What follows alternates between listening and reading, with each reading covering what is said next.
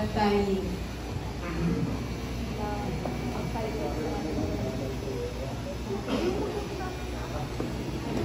Ayan, sila po ay blindfold mga kapatid. Kinakabahan po sila pero ito po yung kanilang genre. May added points po ito sa kanila.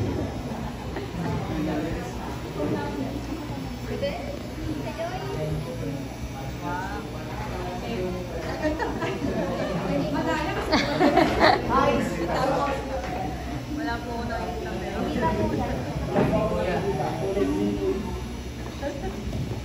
nakikita ko pa rin yung rope ko. Sa bahay ni Kuya. Ito po yung magic show to, ha? Kung gusto nyo matuto ng magic, mag-master gathering kayo, mag-part-time rin kayo. Kung gusto nyo kasama sa bahay ni Kuya. Okay? Lakad ba sila? Explain nyo din, ha? Explain niyo daw po ang uses at kung ano po yung daw po yung ballet, yung natay, yung nagagawin niyo. Bowline. So ito po yung bowline.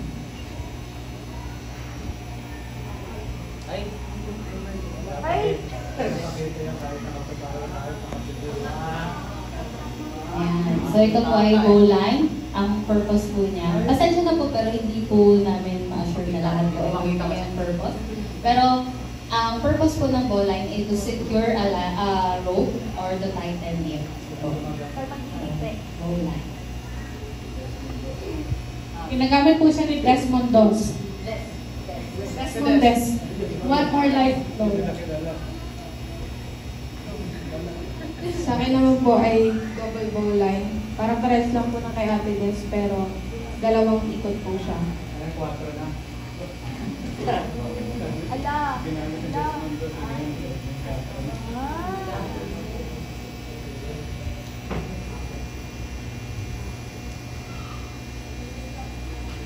Medyo bilog kasi.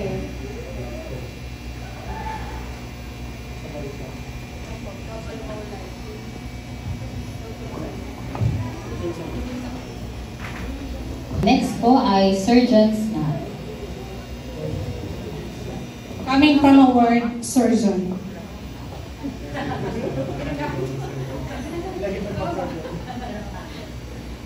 Ayan. So ito po yung surgeon's knot.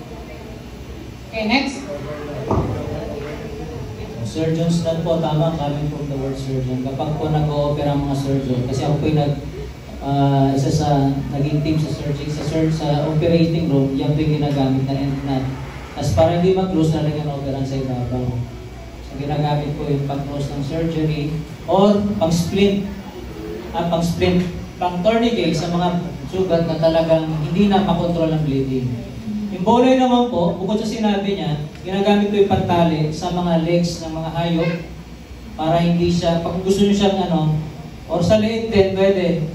Para lang masecure siya. Kung itatali niyo yung hayop, yung aso, para hindi makawala, wag po slip knot na sumisigay pag gamitin niyo yung bowline.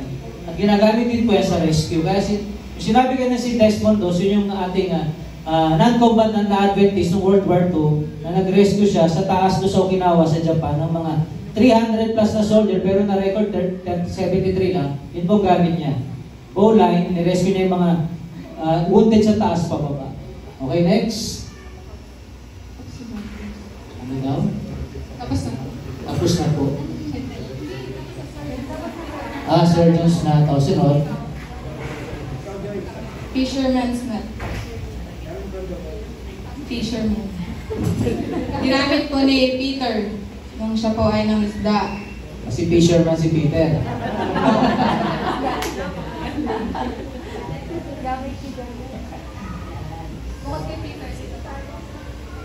Si Andrew.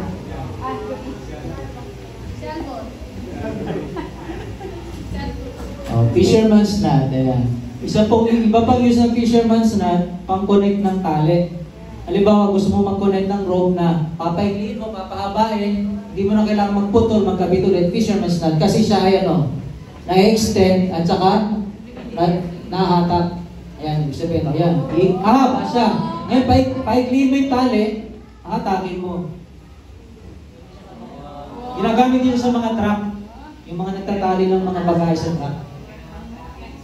Galing ah. Ako po ay, next po ay sheet pen.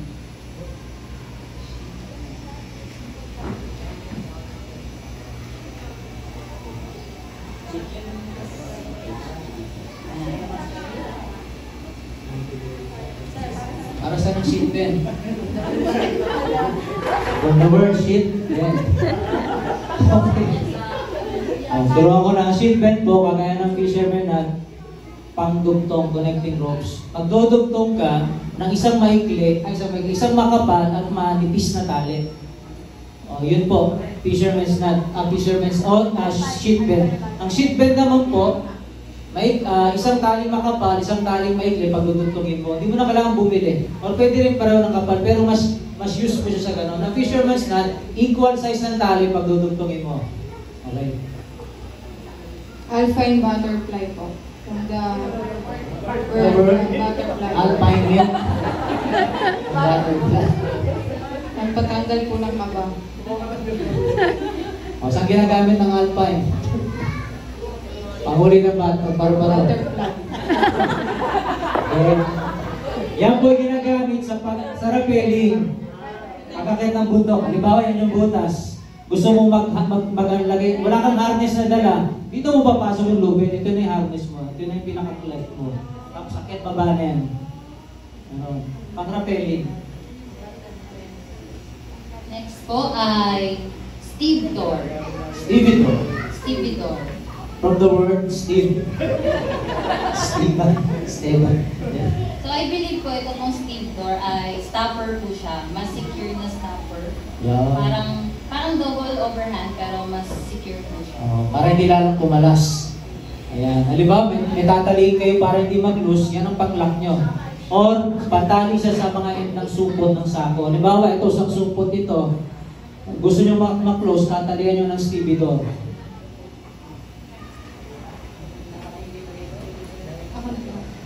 Or tinatali siya ng mga nasa yung pantali ng barko, halimbawa yung barko gusto mo itali sa pampang, no? Tatali mo sa ang tawag ron, yung talian niya. Yan. Hindi anggo. Yung bangka, itatali mo sa pampang, may talian doon, gagamitan mo stevedore. Next po ay ship shank. Basta gano'n na yun. Ship Ito siya. po ay stopper din po sa aso. From the word ship. Kasi ito po yung ginamit nila ating Mabel pang ng pintura. Para hindi makalabas yung aso. Nakalabas mo yun? Hindi kasi yung Mag-explain ka ngayon. Mag-explain niya. yung kusina, nandun po yung aso namin. So, pag pupunta ng mga kabataan, ship shank ang ginagamit ko para papalitan siya, papahaba, ganyan. Hindi na kailangan kalas-kalasin. Ano ba? Narinig niyo po yung explanation. Tama naman yun. Pwede siyang pangpaikli, pangpahaba. Ganun din. Para rin ang kalas-kalasin kasi may loop siya. Pwede mo siyang atake, ikli, haba. Tapos, pag nilak siya dito, hindi siya basta sisikip. Ginagamit din siya sa truck, yung mga, kita niyo yung mga pahinante sa truck. Yan ang ginagamit nila, panali. Opo, ay last ko po ito, Alas na? two half Nabilang hitch. niyo ba kung ilan yun? Two half hitch po ito, yan. Take 5 po kami, 10 in total.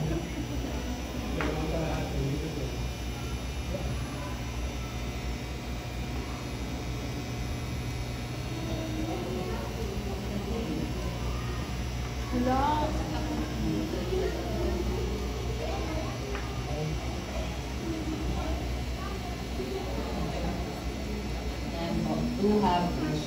Ayan, 2 half hitches. Hitches na kasi dalawa eh. Dalawang half.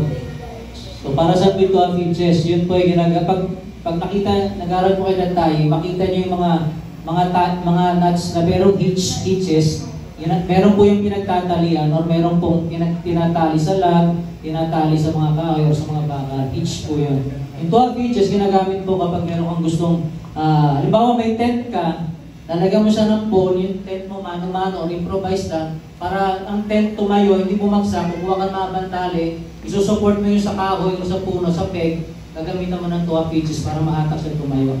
Pag gagawa rin kayo ng mga malalaking bridge, basta magtatayo kayo ng mga labag, susupport kayo, 2 pitches, or taut line. Ano ba yun, yan? Ang last po ay carrot bend. Yan, ako. Pinakamahirap yan. Tama ba yung pinagtatali nila? Hindi ko na-check ha. Nakapokus ako sa explanation eh.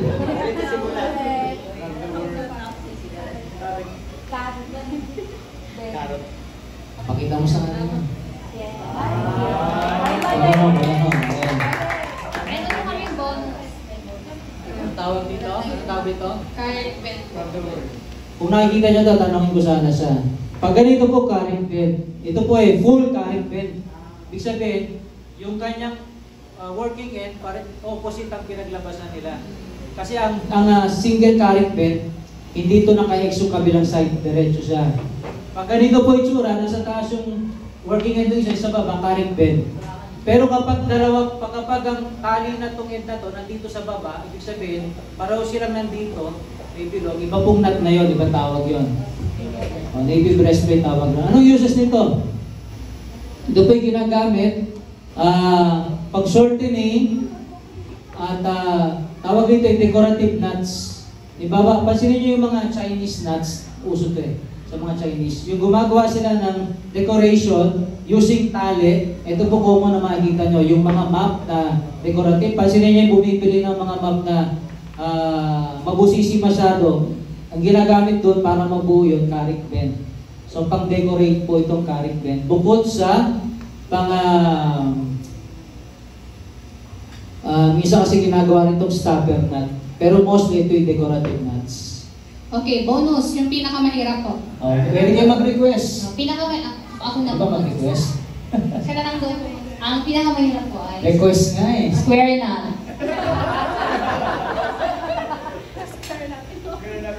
Pinakamahirap. Ay, hindi natanggal. Nako, bumohon. Galing magic. Pangalawa, Ang ginagamit pala yung square na. Yung nabanggit po kanina, so sa bandaging, napansin niyo po, madali po siyang i-kalas kasi nga po, for emergency purposes, na kapag binandage ay madali rin po. So hindi magic yun, ha? pangalawa po sa pinakamahirap, granny nut.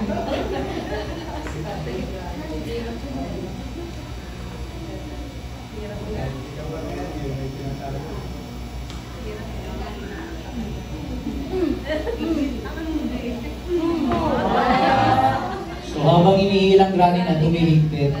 Pag din siya makalas granny na, tsaka cross ito, naka-cross siya. Yung square nut, sige gawa ko din ng square nut. Ay, granny nut yan. Ayan, square nut. Tama. Yan. Yung kanyang working end, naka-align, ito naka-cross. Lalo siyang ihigpit. Ginagamit yung mga to sa mga box. Kung gusto mo ma-secure yung box, gamitan mo nito. Tsaka square nut. Amen. Parang pa ka naman Pwede mag-request. May libreng lecture tayo ngayon sa Natay.